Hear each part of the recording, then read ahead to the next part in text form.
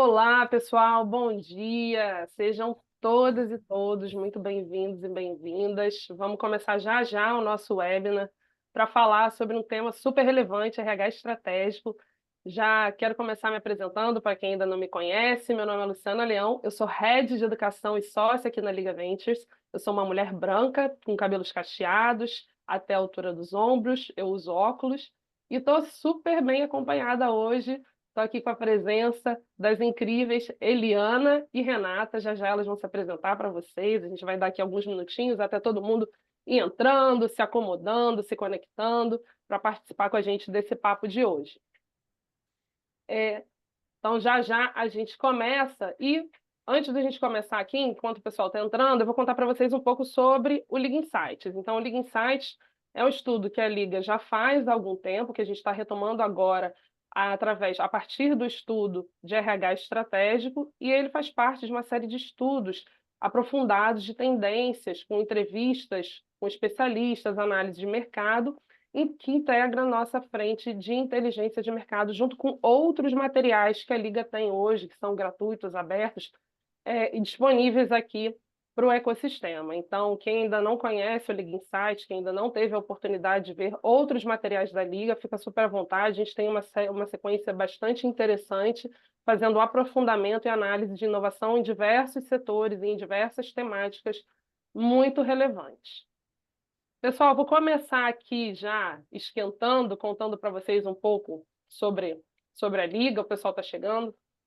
Então, a Liga ela é pioneira no ecossistema de inovação no Brasil. A gente já está há quase 9 anos, né? Daqui a 2 dias a gente faz aniversário de 9 anos, então são quase 9 anos atuando no ecossistema, conectando startups e corporações, desenvolvendo times inovadores, desenvolvendo habilidades intraempreendedoras, gerando oportunidades internas e muitos resultados para os nossos parceiros.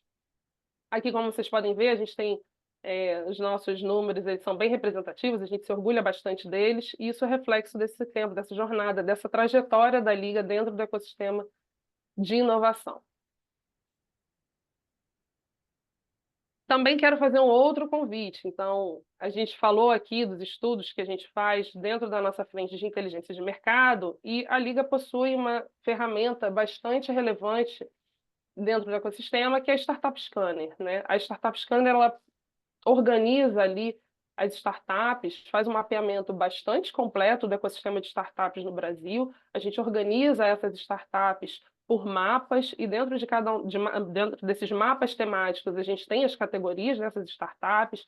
Então ali vocês podem ter a oportunidade de identificar quais são os principais movimentos de startups no Brasil por setor e com uma série de dados e informações sobre essas startups, anos de fundação, histórico de investimento e mais outras funcionalidades para clientes pró. Então, quem ainda não conhece a Startup Scanner, fica o nosso convite. Muitos desses relatórios que a gente divulga, que vocês vão ter a oportunidade de acompanhar aqui com a gente, tem como base esse mapeamento, o acompanhamento do ecossistema a partir da Startup Scanner e nossa análise ali das startups por setores. Tá? Então, fiquem à vontade para navegar e se aprofundar na Startup Scanner. E mais um convite, então, né? Se vocês estão aqui hoje participando com a gente tem uma série de eventos gratuitos, abertos, a gente tem muitos relatórios, muitos materiais que estão disponíveis, como eu já comentei. Então, se vocês querem ficar por dentro de tudo que está acontecendo aqui no ecossistema da Liga, vou sugerir que vocês apontem agora a câmera do celular aqui para esse QR Code, que vocês entrem no nosso grupo de WhatsApp. Esse grupo de WhatsApp é um grupo que a gente divulga os nossos materiais, todos os lançamentos, eles são informados em primeira mão nesses grupos, então aqui vocês têm a oportunidade de ficar sabendo de tudo que está acontecendo, dos lançamentos, dos eventos exclusivos. Então, é uma oportunidade de ficarem bastante ligados aqui nessas tendências e nos nossos relatórios. O pessoal está chegando, já falei bastante, acho que já está dando tempo aí de todo mundo se acomodar, se conectar. Falei um pouquinho da Liga, da Scanner, dos nossos relatórios, e chegou aqui a hora de falar do nosso painel, de começar o nosso bate-papo com a Eliana, com a Renata. De novo, meninas, quero agradecer muito a presença de vocês, quero agradecer a oportunidade da nossa conversa e vou pedir para vocês começarem aqui se apresentando para a gente, contando um pouco sobre a trajetória de vocês. Essa Eliana, aí, com você. Rê. Renata, então. Eu ia deixar na ordem alfabética, mas vamos lá, então. Meu nome é Renata Betti, eu sou uma das fundadoras da Talent Academy. Nós somos uma solução de desenvolvimento de pessoas com dados, né? A gente criou nos primeiros anos de vida, a gente existe desde 2018 e a gente criou uma solução que tem dados, né? A gente consegue, a partir das nossas ferramentas, ter dados sobre as pessoas, sobre perfil, comportamento, experiência das pessoas, e a partir disso traçar planos de desenvolvimento. A gente traz insights e apoia, então, tanto a cultura das empresas quanto o desenvolvimento das pessoas e o crescimento delas nas organizações. É um prazer estar aqui hoje. Ah, desculpa, não me descrevi.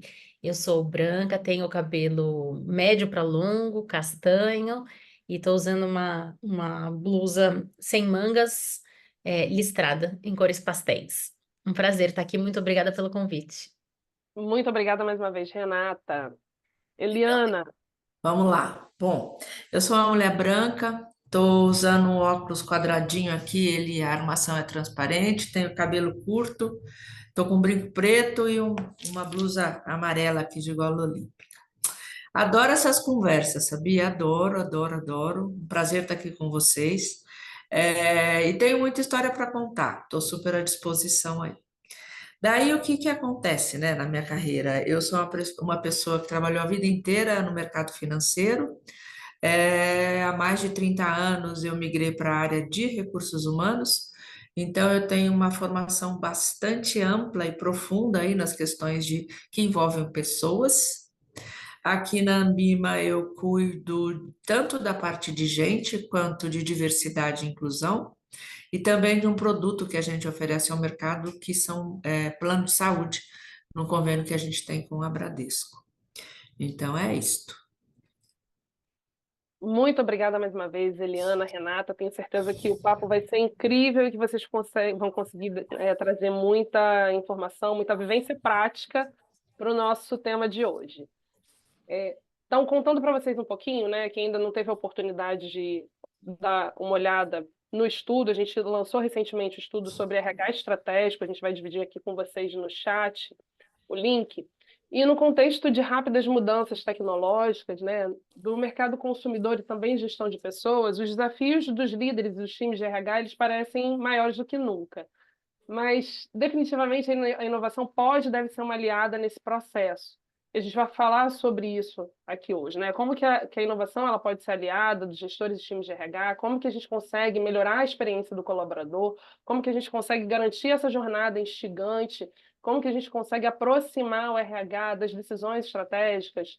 Então, isso tudo a gente vai conversar. Já vou convidar quem está participando a deixar suas perguntas aqui no chat.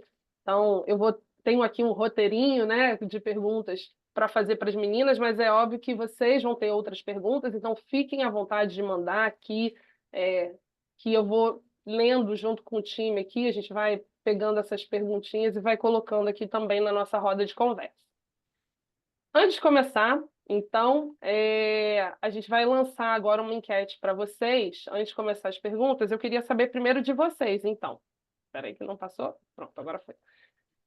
Qual é o seu maior desafio para a implementação do RH estratégico? Então, quando a gente fala de RH estratégico, quem está participando aqui hoje com a gente, quais são os principais, ou qual é o principal desafio nessa jornada? Tem aqui algumas opções que eu queria que vocês contassem para a gente.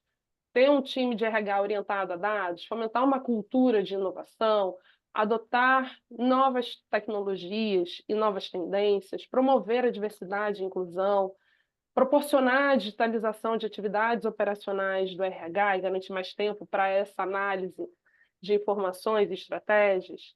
Conta para a gente quer ouvir todo mundo, não deixem de votar. Vai ser bem legal para a gente até conseguir entender o perfil de quem está participando hoje com a gente. Então, estou vendo que fomentar a cultura de inovação está ali se destacando um pouquinho. Já já a gente vai colocar para vocês aqui o resultado final. Estamos com 20 respostas. Vou dar mais um tempinho aqui para quem ainda não conseguiu votar, contar para gente quais são os seus desafios.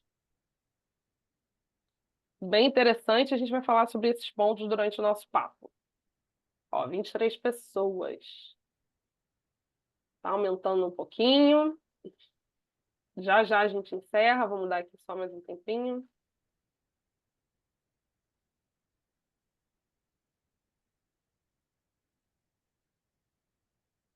Beleza, pessoal. Acho que a gente já pode aqui encerrar. Mais alguém quer votar antes de fecharmos? Já foi. Fechamos então? Perfeito. Então temos aqui, ó, fomentar a cultura de inovação e em seguida RH orientado a dados. Bem interessante a resposta de vocês. A gente vai falar sobre esses pontos agora. Perfeito, meninas. Então, para abrir aqui o nosso papo, né, a gente já falou no início aqui da apresentação e também no estudo, a gente fala bastante sobre mudanças que impactaram e continuam impactando o papel de times e líderes de RH. E nesse contexto surge bastante forte a importância da inovação na construção de RH estratégico.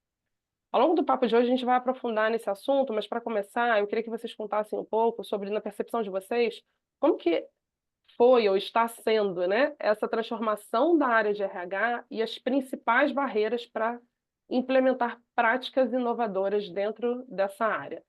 Eu vou começar com a Eliana e Renata Olá, para complementar. legal. Acho que eu não vou responder não direito, eu vou fazer uma provocação, né?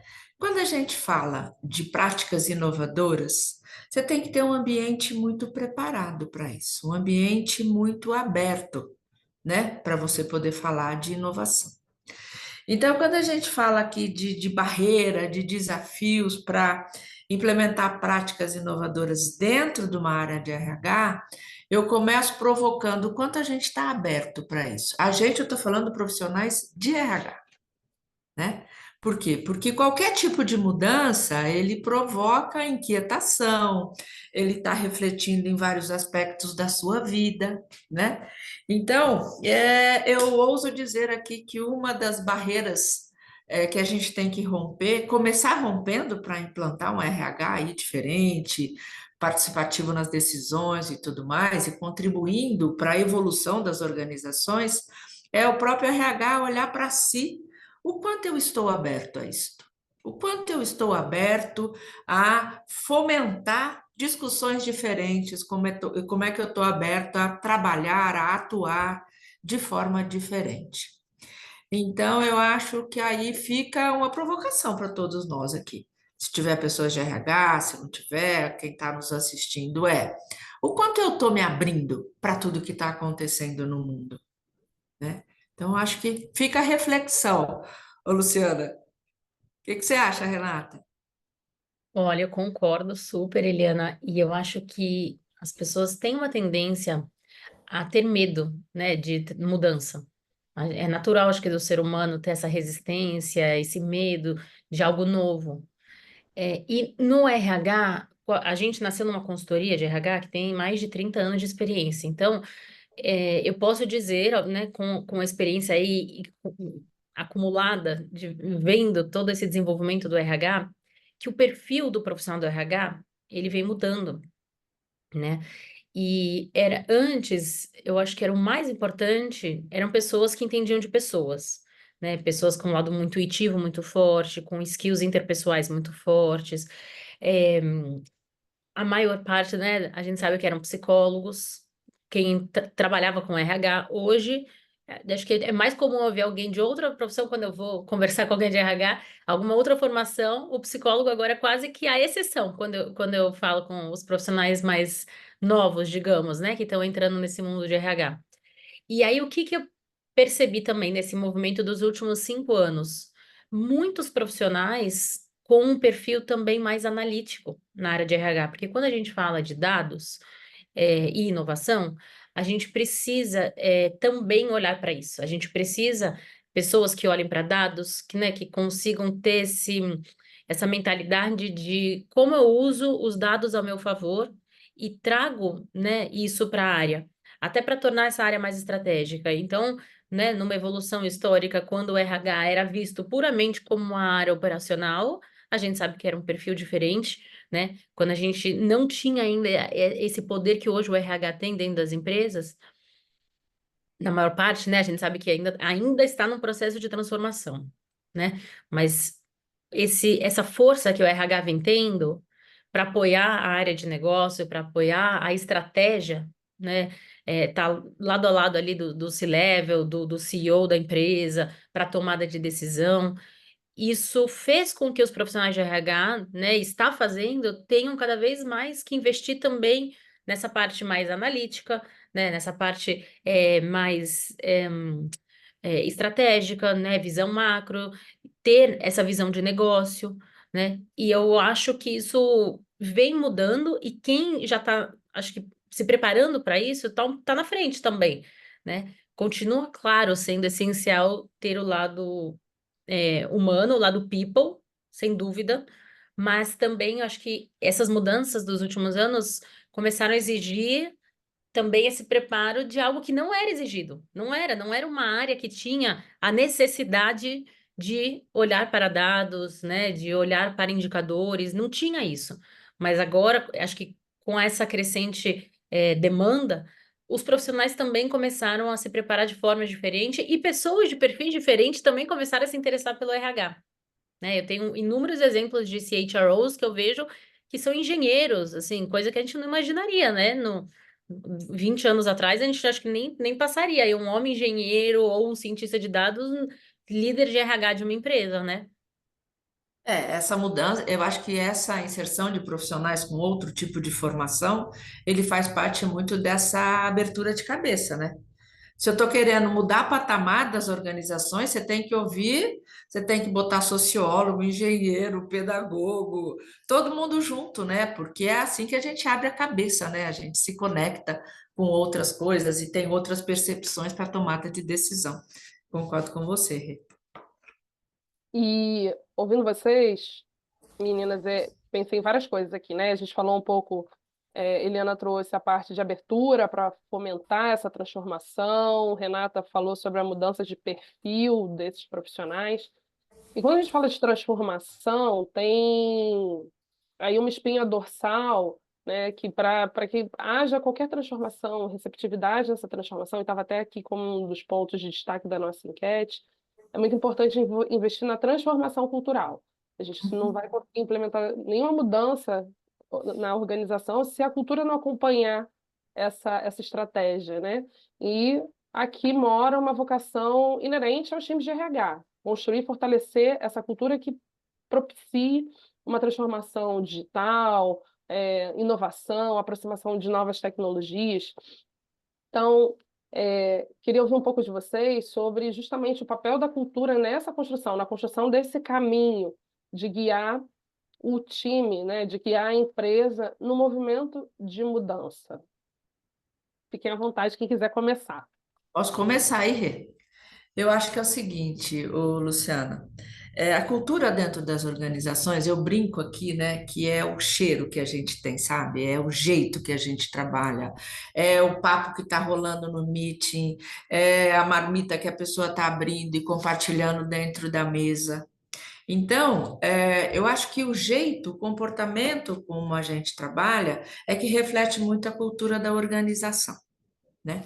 Eu acho que o papel do RH é muito assim, né? É entender qual é a estratégia de atuação da organização, é alinhar práticas, políticas, porque isso tudo que você sinaliza reflete o jeito como as pessoas vão estar fazendo uma negociação, vão estar resolvendo um conflito, vão estar encaminhando conversas difíceis que são dificílimas de serem encaminhadas. Qual é o clima de abertura que você está dando? Então, a cultura, ela sabe, a nossa coluna dorsal, assim. Mas o RH, ele tem a responsabilidade de entender qual é o rumo da organização e traduzir isto nas práticas, nas políticas e tudo mais. Agora, se eu não tenho o engajamento da liderança, se eu não tenho os funcionários bem aderentes a esse jeito, as conquistas, a forma como você pode trabalhar, não tem, a gente fala, é a cultura que é assim. Não sobrevive. Então, eu defino um bocado de coisa. Eu sozinha não faço nada. Quando eu falo RH, tá? O RH sozinho não é nada. O RH, ele se torna estratégico quando as pessoas te querem perto delas. Quando elas querem vir trabalhar, porque aqui, nossa, eu quero ir para lá, porque eu vou sentar com o meu gestor, eu vou fazer um encaminhamento, eu tenho abertura para isso. E isso reflete o que? A cultura, né? Aqui na Ambima, a gente é muito reconhecido pelos funcionários por ter uma cultura, uma parte da cultura, um tratamento muito humanizado com as pessoas. Aqui é um ambiente de respeito, aqui é um ambiente onde você pode ser você mesmo. E você entra aqui dentro, você fala, nossa, mas que jeito é esse aqui? Reflete a cultura que a gente trabalha. Então, é muito alinhamento, a estratégia, você ter metas claras, é você comunicar direito, é você dar atenção para as coisas que estão acontecendo. Isso tudo é o jeito da empresa trabalhar. Alinhamento de valores, né? Alinhamento de estratégia, ter conexão com as coisas. A cultura dentro das organizações, assim, ela é extremamente importante, porque ela reflete como você toma decisões e como você cuida das pessoas, como você cuida das relações e por aí vai. Eu Liliana, sou você falou. apaixonada, né? Não, e você falou uma coisa tão importante que é um ponto que eu queria até aprofundar, que é a questão da liderança.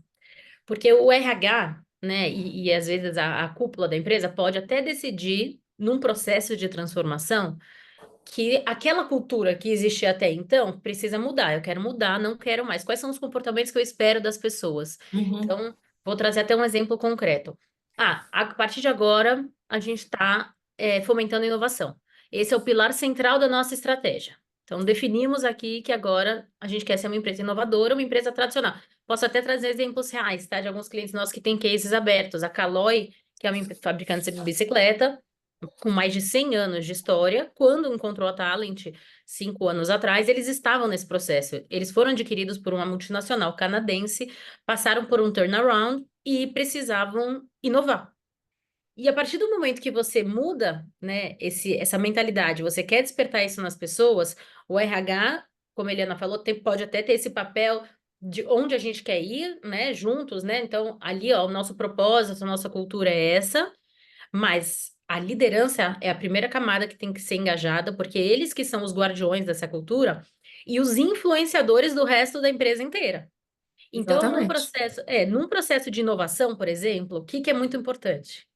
A gente permitir que as pessoas errem.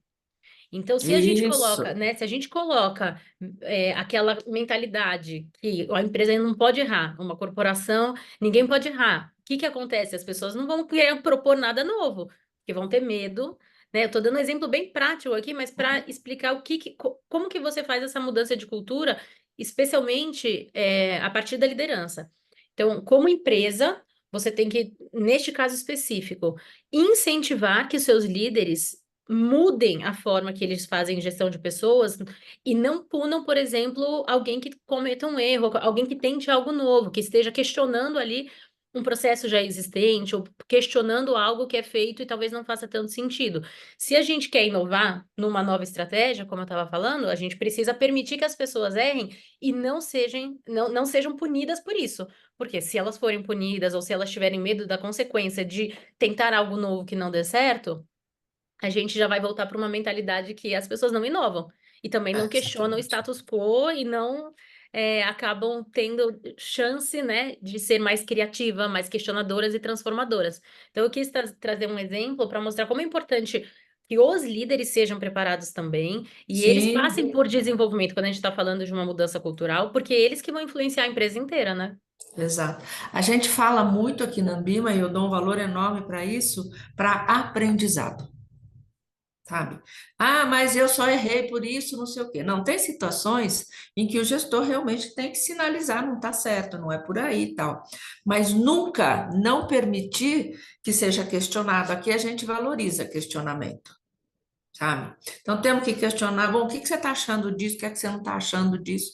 E as nossas competências, elas são absolutamente alinhadas aos comportamentos que a gente quer observar dos funcionários, entendeu?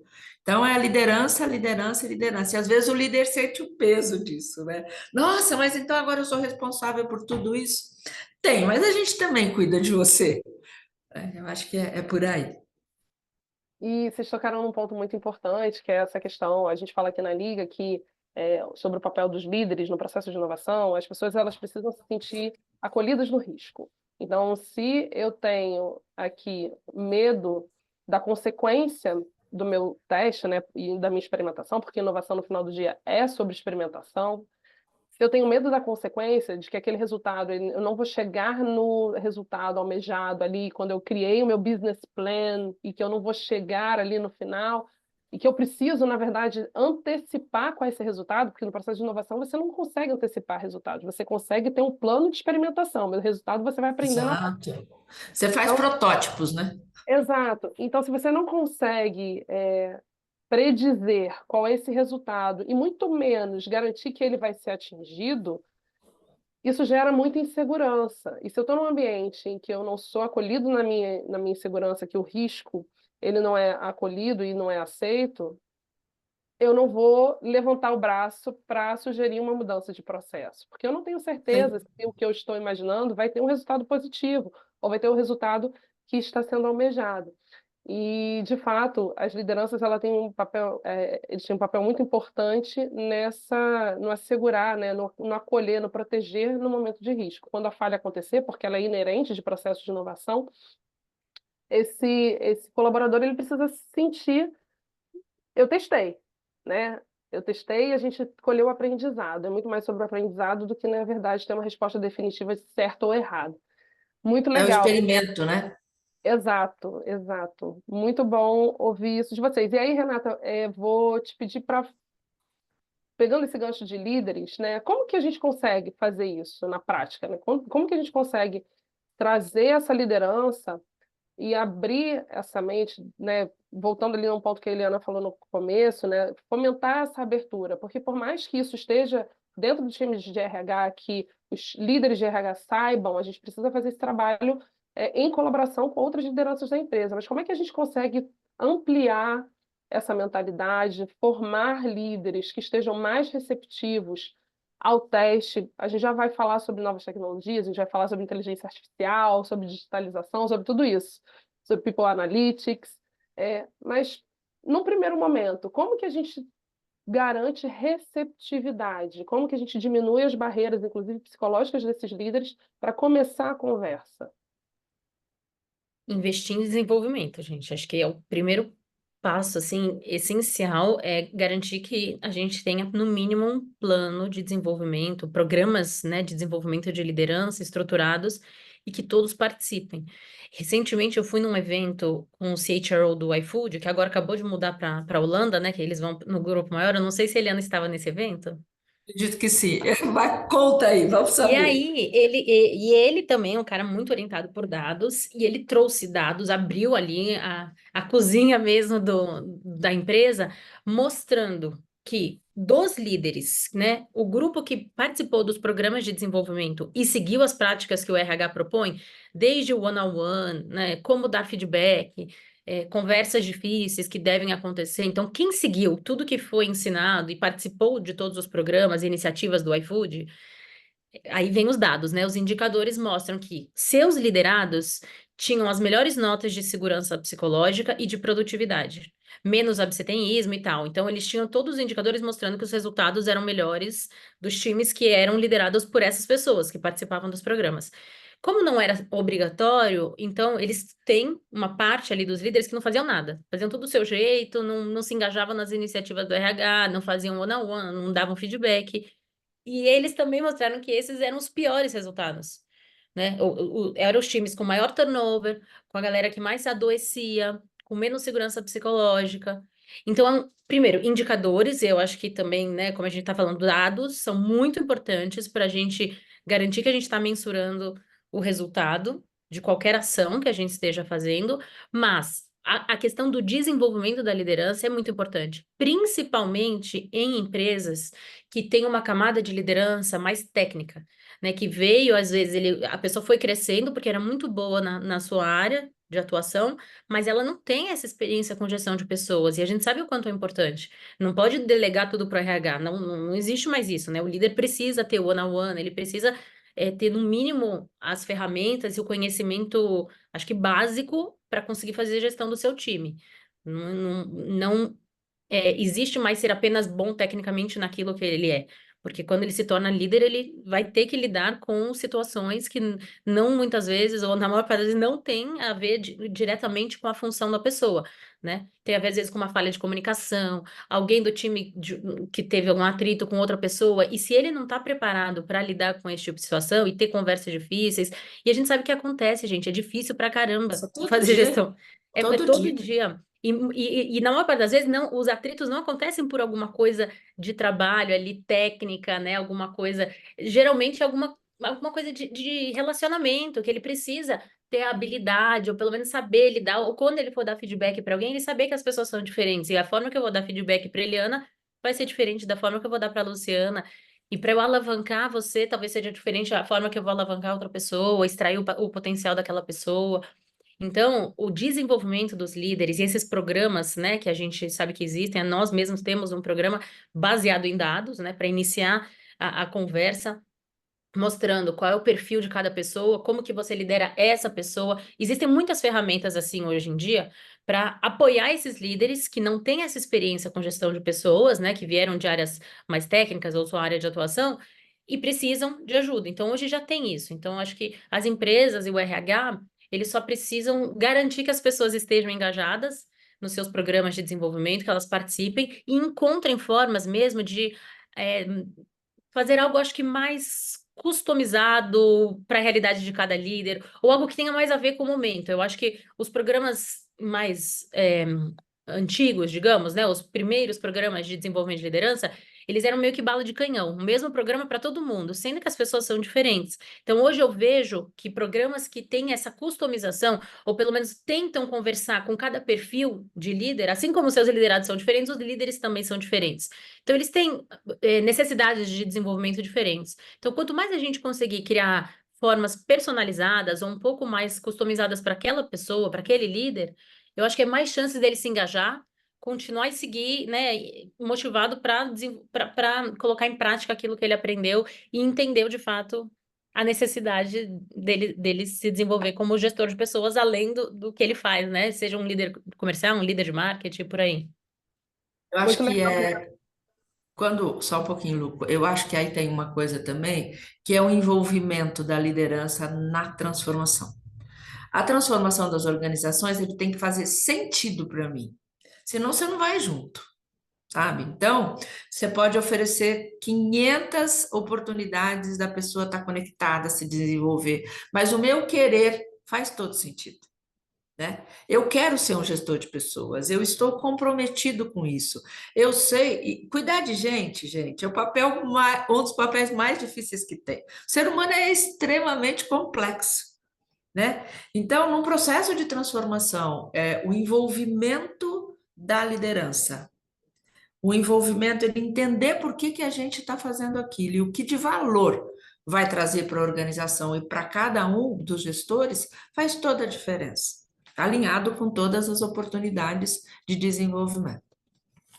Eu queria aproveitar, Eliana, e te perguntar, na verdade, a Zélia mandou para a gente aqui no chat, nesse sentido, obrigar, né, treinamentos obrigatórios podem ser um caminho inicial para essa preparação desses líderes? Qual a sua opinião sobre isso? Olha, eu acho que tem momentos que tem que ser obrigatório mesmo, né? Mas se eu não estou com vontade de ir, não adianta eu ir, porque eu não vou me conectar com aquilo. Entendeu? Então é Igual meu terapia, querer. né? É Igual igual terapia. Você vai obrigar a terapia. pessoa a fazer terapia, ela pode Vai até ir, fazer. mas não. Não vai rolar. Ah, vou fazer o bônus antes. Ah, estou com um problemaço aqui com o meu funcionário. Então, ele foi no treinamento, ele viu, ele leva lá um tic, tic, tic, tic, tic. Fiz isso, fiz isso, fiz isso. Mas você deu feedback? Dei. Daí a pouco o feedback que ele está dando não combina, sabe? Por quê? Porque ele não estava envolvido com aquele aprendizado. Então, tem situações que você está demitindo o funcionário e a gente fala, mas você deu feedback? Não, eu dei. Como é que foi o feedback que você deu? Ah, mas a pessoa você está demitindo, só que ela fez exatamente o que você falou para ela fazer. Entendeu? Então, é aquela coisa do querer. Ser gestor, eu acho que é um dos maiores desafios. E você precisa É. querer, porque dá trabalho. É, Mas é e um ponto, prazeroso também, né? e Eliana, um ponto que você falou que é aquilo de engajar as pessoas na transformação, fazer com que as pessoas entendam e se sintam parte. Eu acho que Parte, muitas exato. vezes, né, quando vem top-down, algo vem top-down, tipo, vocês vão ter que fazer esse programa, e a pessoa nem entendeu por que que ela vai ter que fazer aquilo. Se ela for obrigada, ela pode até estar lá fisicamente, não absorver nada e não colocar nada em prática. Exato. Então, a palavra obrigar alguém a fazer algo, eu acho que já não já parte de um caminho que não vai dar certo, entendeu? Porque É, qualquer pessoa, se você é obrigado a fazer aquilo, né, você já fica, pô, é não a quero. história do aprendizado, né? Ah, então você bota uma métrica lá de treinamento. Ah, eu tive 50 pessoas no treinamento. Oh, ok, que legal, né? Mas o quanto eles aprenderam? Como é que você mede isso? É. E aí, né, uma sugestão que eu deixo, se alguém está passando por esse desafio, se a Zélia, né, acho que colocou a pergunta aí, é encontrar uma forma de mostrar que um programa de desenvolvimento pode ajudar aquele líder a aumentar o resultado da sua área, atingir as metas que ele tem. Então, vamos pegar o exemplo de um líder comercial. Se ele entender que ele, sendo um líder melhor com pessoas, ele vai conseguir aumentar a produtividade do time dele e vai alcançar as metas que ele tem no final do mês. Ou se ele desenvolver as skills certas das pessoas que trazem mais resultados, ele vai entender que ele próprio precisa engajar também as pessoas num programa de Exato. desenvolvimento, né? Então, acho que sempre tem que entender o que motiva aquela pessoa, Uhum. né? E o que você pode, no discurso mesmo, né? Num discurso ou num workshop de engajamento, enfim, em que momento, quando você vai propor a mudança ou propor algum programa novo, como que você conecta com o que aquilo que a pessoa precisa e que ela também vai se interessar e vai entender a importância daquilo para ela, né? Como líder, como área. Então, eu acho que o caminho é esse, encontrar formas de conectar É, com a necessidade da pessoa. exato. E é muito Maravilhosa. assim, a pessoa entender que isto é para o meu autodesenvolvimento, né? Se a pessoa está conectada e preocupada, não, para uma função de gestão, quanto mais eu souber lidar com pessoas, melhor para mim. Eu vou produzir mais, eu vou estar mais feliz, eu vou estar mais conectada com a minha atividade e com as coisas que eu tenho que fazer. Então, é desafiador aí. Muitos aprendizados, meninas. Estou anotando aqui várias coisas. Não sei quem está acompanhando a gente, mas meu caderno está lotado aqui de insights. Muito bom, muito interessante. Vou mudar um pouquinho o nosso tópico e queria falar com vocês, na verdade, um ponto até que a Renata trouxe quando a gente começou a falar o tema de líderes, né, que é a questão de dados. Então, o estudo ele aponta que People Analytics como uma das principais tendências relacionadas a novas tecnologias para RH. E, de fato, hoje a jornada do colaborador ela oferece uma série de dados que, quando bem estruturados, analisados, eles podem oferecer bons insights para essa melhoria de experiência, né, e até a fidelização ali do colaborador. Então, queria, né, perguntar para vocês como que vocês avaliam essa integração e análise de dados nas operações do RH para apoiar as decisões estratégicas. O quanto que a gente já avançou nesse sentido e o quanto que ainda precisamos avançar. A Rê trouxe o caso da iFood, eu estava no mesmo evento lá que ela. Então, assim, né, você tendo a oportunidade de atuar numa organização que tem, como o iFood tem, um grupo de analytics dentro da área de recursos humanos, as suas decisões são muito mais embasadas. Sabe? Você não faz coisas de prateleira, você não propõe para todo mundo que não tem, poderia ser para um grupo que tem mais interesse, aprendizado maior, utilização maior, né? Eu aqui na Ambima, a gente tem uma pessoa de dados. Então, de repente, ele me passa um book, eu gosto de coisas no papel que eu vou anotando e não sei o quê, tá, tá, tá. Então, você percebe quanto mais eficaz você pode ser na sua tomada de decisão. E é uma empresa de 450 pessoas. Imagina um iFood do tamanho que ele é. A gente ficou louca com a apresentação da pessoa, sabe? Com os dados que ele trouxe, com as oportunidades que ele trouxe. Não adianta você oferecer um determinado benefício para um grupo se ele não tem nenhum interesse naquilo, né? Não adianta você trazer um treinamento para um grupo que não tem nada a ver. E quando você está mexendo com dados, você sabe tudo sobre a população envolvida, é outra história, é outra história. As suas decisões são muito mais embasadas, entendeu? Sai daquela coisa, eu acho que... Não, peraí, ó. Eu estou aqui com informações que podem dar mais consistência nessa decisão, nesse encaminhamento. E aí, Eliana, é aí que o RH começa a ser levado muito mais a sério também, né? Sim, Porque você está justamente provando aquilo com dados, o que muitas vezes até intuitivamente você podia ter razão, você podia já sentir, porque são pessoas no RH que têm essa intuição aguçada, né? Que você já sente que tem alguma coisa errada. Só que os dados provam isso muitas vezes. Claro que também podem mostrar outras coisas que a gente não imagina. Mas o embasamento em dados faz muita diferença, principalmente para perfis mais pragmáticos, concretos, né? Que precisam de sim. dados para acolher, aceitar uma decisão. Eu ia trazer um exemplo para vocês de um cliente nosso, que uma empresa também grande, do tamanho do iFood, de telecom, né, a área de telecom, e eles fizeram um mapeamento do time comercial usando as nossas ferramentas. Intuitivamente, o líder comercial e o RH, quando a gente começou o projeto, eles achavam que os perfis que mais traziam resultados eram as pessoas mais é, relacionais, né? Com habilidades interpessoais, comunicativas.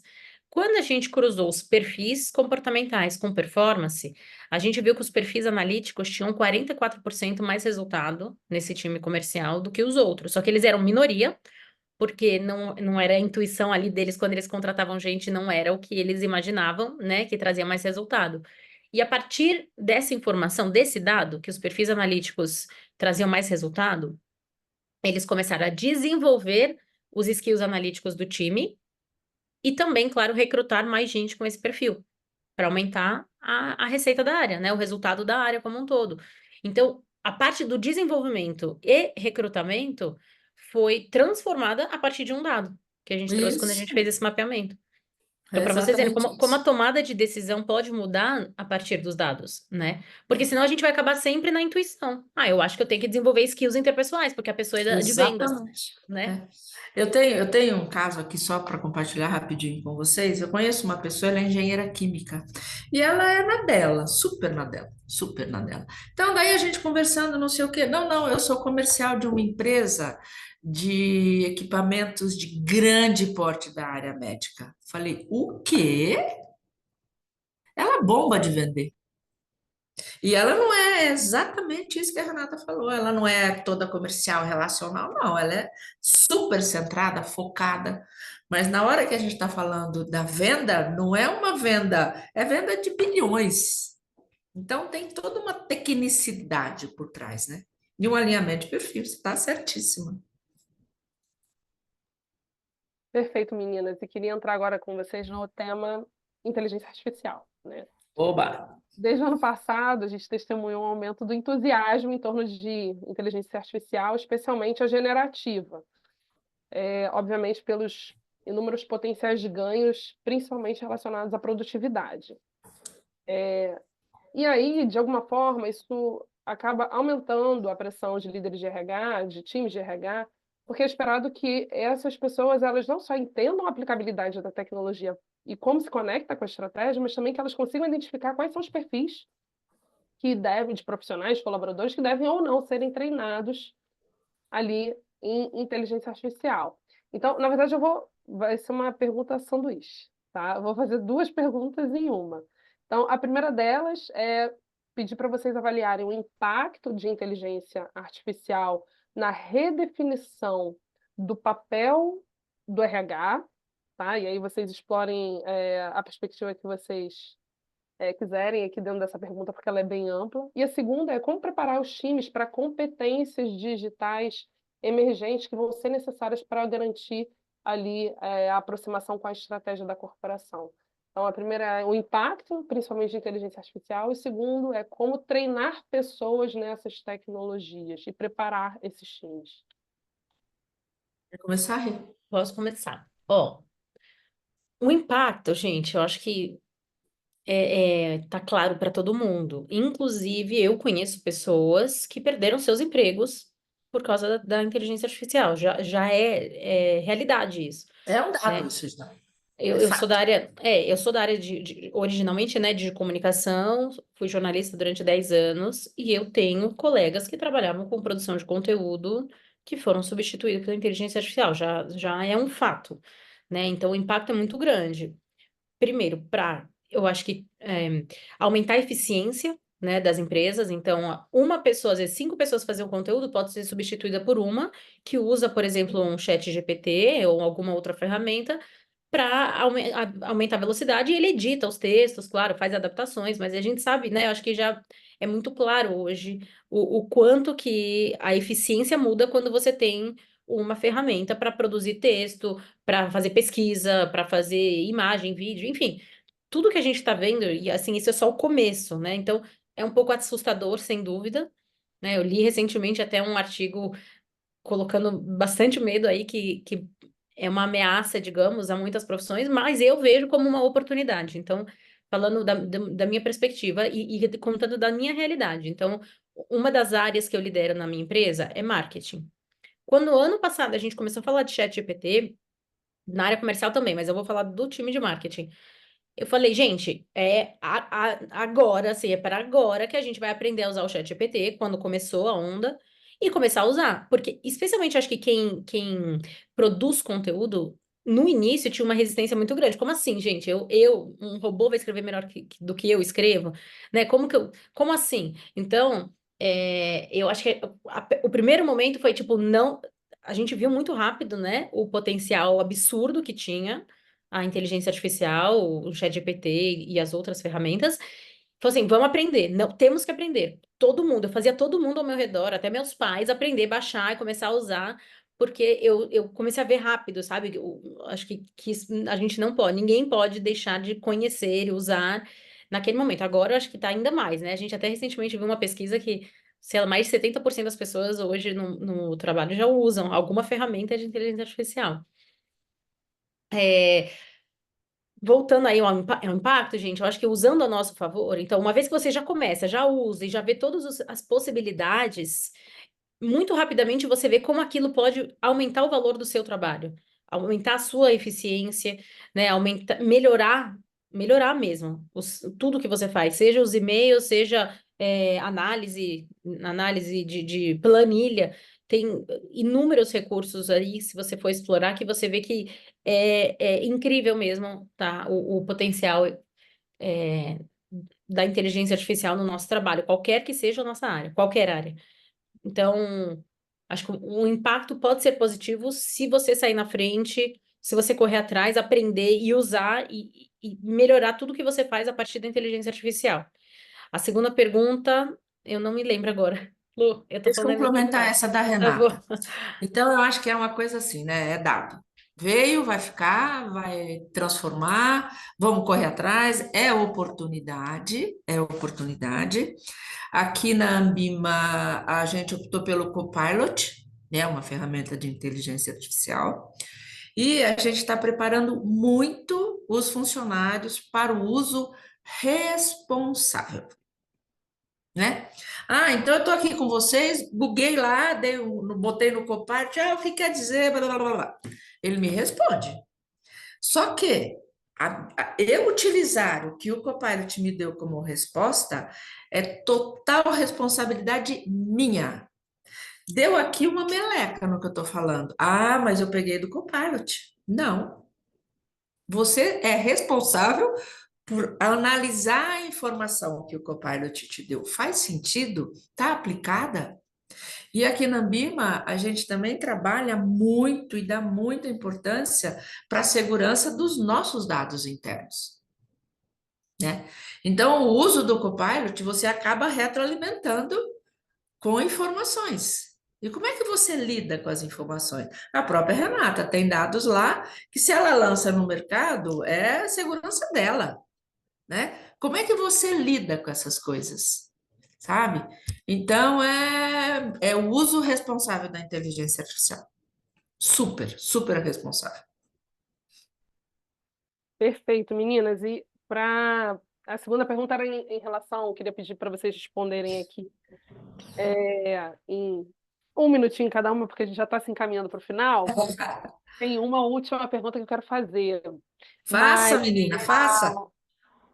eu tinha perguntado também das competências, né? Como que a gente faz para desenvolver essas competências dentro dos times? Porque a gente falou de barreiras, né? E é natural que algumas pessoas, ou muitas pessoas dentro da corporação, tenham alguma resistência para a adoção dessas tecnologias, né? Quando elas surgem numa primeira vez, há bastante resistência. Então, como que a gente faz para treinar, para identificar, principalmente, quem são os colaboradores que devem ser treinados e preparar esses colaboradores para a utilização responsável, inclusive, dessas tecnologias.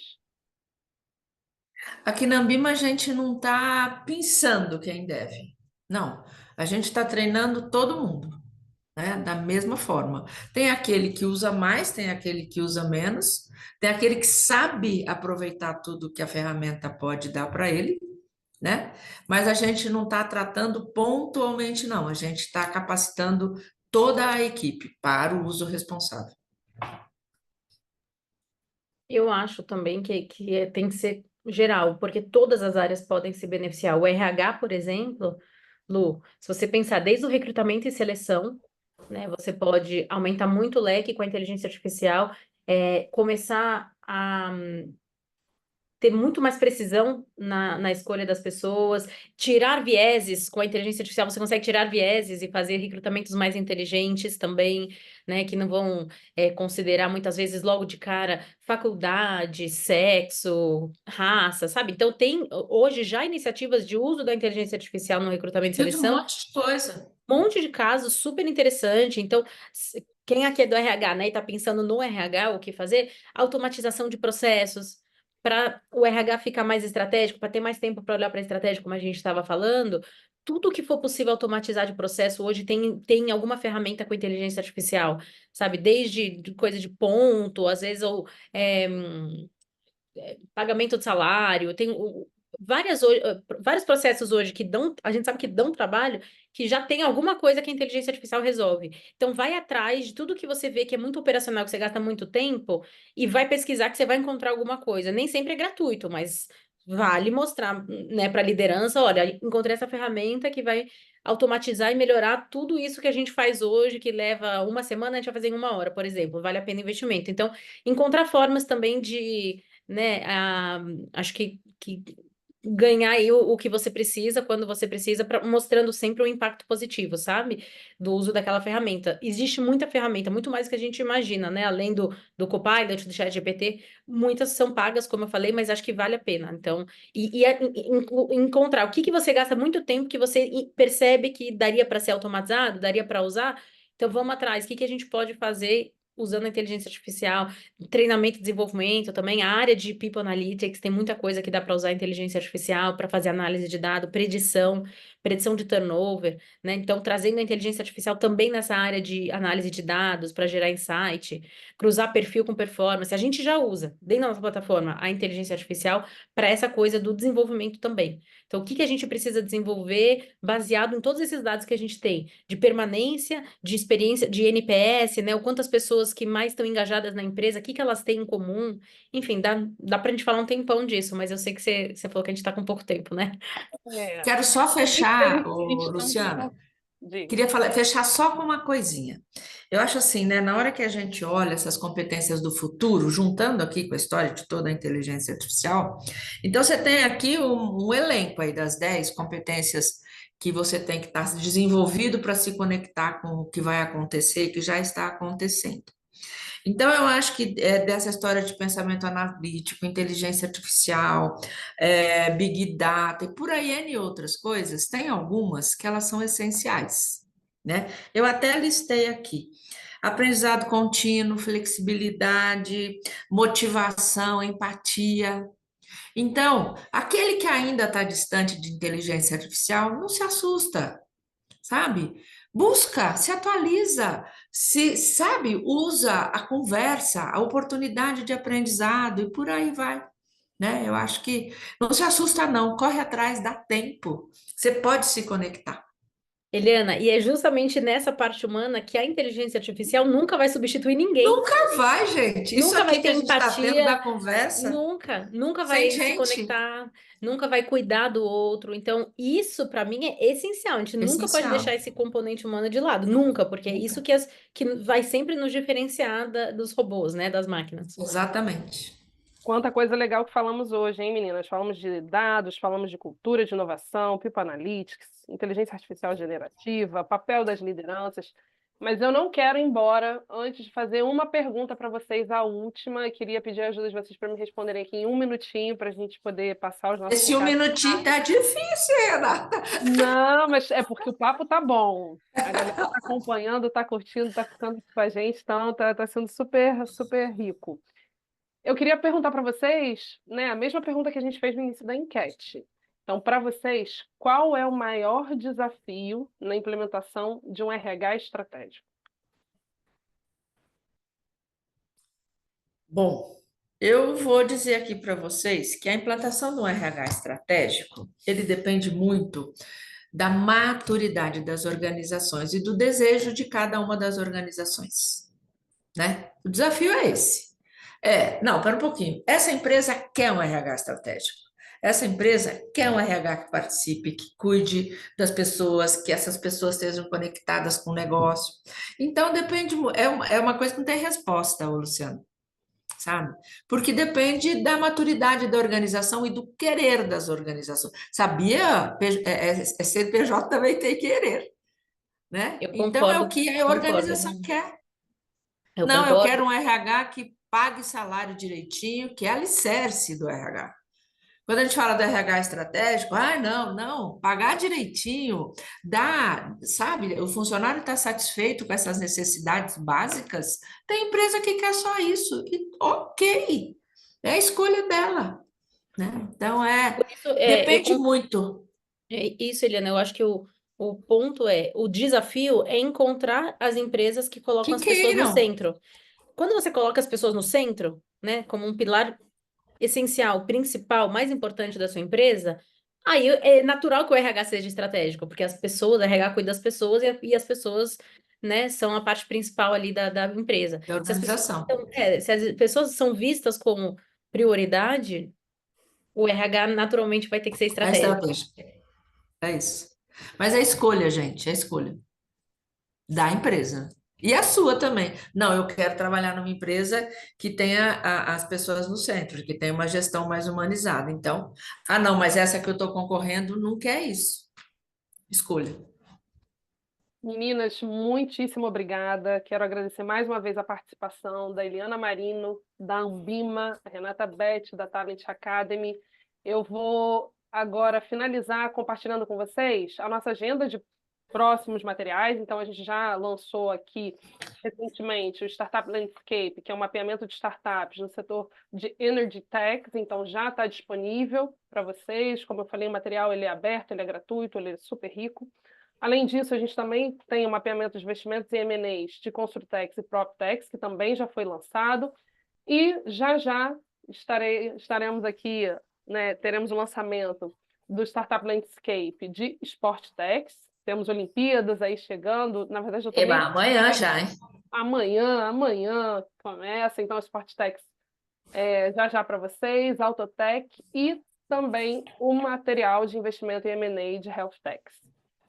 Deixar também aqui o lembrete, quem ainda não faz parte do nosso grupo de WhatsApp, essa é uma ótima oportunidade de ficar sabendo dos nossos eventos, dos nossos materiais, de se engajar ali em temas interessantes que estão acontecendo no ecossistema de inovação. Então, não deixem de participar. É um grupo aberto que tem muita informação, muito relatório, muito material, muita tendência para vocês. E por último, a gente quer muito ouvir quem participou, o que vocês acharam, vai ser importante para a gente poder se ajustar e melhorar para os próximos eventos. Então, aqui também fica o convite de vocês escanearem esse QR Code e participarem da nossa pesquisa de satisfação. Mais uma vez, meninas, foi super rico. Depois eu mando uma foto do meu caderno para vocês, cheio de insights, Oba! vários aprendizados. Espero que tenha sido também proveitoso aqui para vocês. Muitíssimo Só obrigada. passou muito rápido, foi muito rápido. Foi Nem vi passar rápido, o né? tempo, gente. Obrigada a todo mundo que acompanhou a gente até aqui. Valeu, Muito gente. Obrigada obrigada. pela oportunidade. Beijo para Bom vocês dia a e todos. bom final de semana que já está aí. Até. Bye, bye. Tchau. Obrigada.